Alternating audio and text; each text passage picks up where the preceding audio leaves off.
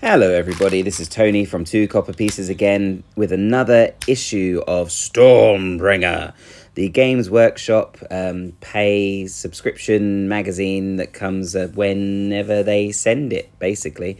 Last time I received 4 issues at once. The first time I received 2 issues at once, just kind of when it comes along, really. In this magazine, as you can see, you can read, collect, build, paint, and play. I'll be doing a bit of the reading in this issue to you as I build the miniatures that they've provided me with and paint a little bit of them. In this issue, you get a lot of hobgrot slitters, whatever they are. Seem to be like orcs or goblins or something in between. I'm not quite sure. I don't really know the lore very much. So by reading this, perhaps this will help me to know the lore a bit more, as it will help, as it may help you as well, whether you're interested in joining or jumping into the subscription or not, whatever it may be. I will say, if you are interested in Warhammer, but you don't know how to get into it, I would recommend this. But I am not that interested in Warhammer. I just like painting minis, so I couldn't comment as to the quality of this compared with other Warhammer, other than to say the miniatures are very nice quality. They're nice sculpts. They've got good details on them that are great for painting, so all of that's good.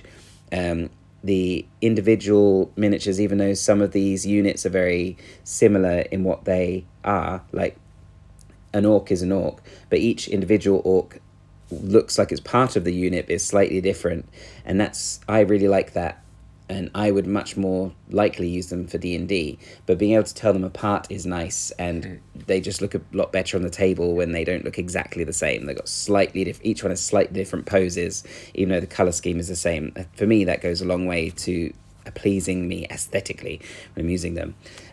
Following the pattern that I've established in previous issues, snipping these sprues out, placing them on the guides so I don't lose track of where they're supposed to go.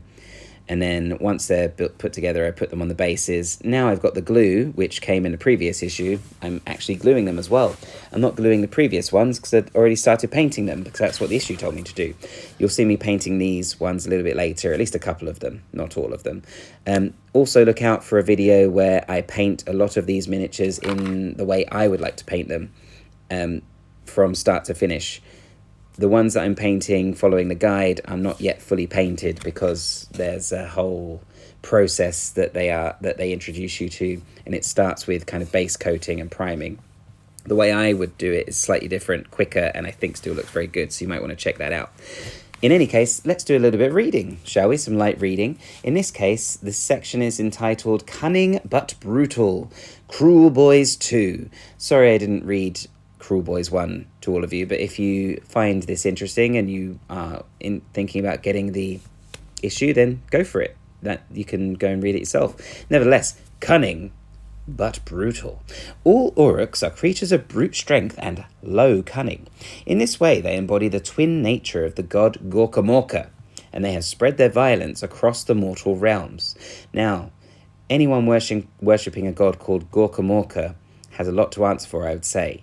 It would be very difficult for me to take them seriously, but maybe that is where their cunning lies.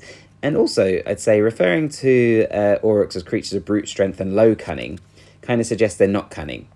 You know, that's how it comes across to me. But whatever, back to the text. Each of the Gorkamorka's heads represents a different aspect of destruction.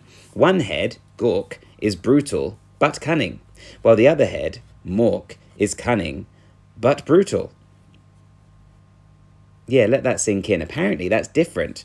Now, all Aurochs venerate Gorkamorka, but some Aurok cultures favour one aspect of the twin-headed god over the other. Yes, some Aurochs prefer the brutal but cunning head, as opposed to the cunning but brutal head. The Cruel Boys are followers of Mork, no, and believe that brains are better than brawn. It's not something I've ever associated with Mork, especially brains or brawn, but it's very interesting. After all, why would you want to charge someone head on when you could sneak round and stab them in the back? Certainly true. However, clever Cruel Boys They may be clever, but they cannot be reasoned with. They seek only violence and battle. The cunning of Mork. Mork is the aspect of cunning. Any fight suits Mork, as long as it's an unfair one. Cruel boys worship Mork by acts of great cunning and cleverness, lying, cheating, ambushing enemies, and all especially Morky acts. Mork's magical power allows the shamans of the Cruel Boys to summon concealing mists, and also spoil the sorceries of other wizards. That sounds quite cool, so like a roguish sort of god, I suppose. Brutality of Gork. Gork is the aspect of brutality. Gork embodies a simple creed of might makes right, of raw strength over thinking. The small are to be bullied and crushed, the strong are to be cut down. Such is Gork's way. The Cruel Boys' brutality is seen in their domination of beasts. Cruel Boys often earn their mounts by beating them into submission. Wow, I don't like Cruel Boys who follow Gork very much. I don't like the mistreatment of animals, really. So, Gorka Morka doesn't want us to build temples and statues. He wants us to smash them down. Maybe. I'm not sure there's a lot of consistency with this Gorka Morka situation. Brains, brawn, and battle. Auruks live for war and is on a battlefield that their mastery of cunning and brutality is most clear. Cruel boys plot and scheme before battle has even begun. They send out hidden crews to delay enemies, harass camping soldiers, and set traps. This ensures that by the time Cruel boys' foes show up to battle, they're exhausted and disoriented. When battle begins, the Cruel boys finally unleash their brutal might. Gut rippers fall upon enemies in a savage frenzy of violence, leaving their enemies trampled and broken in the mud.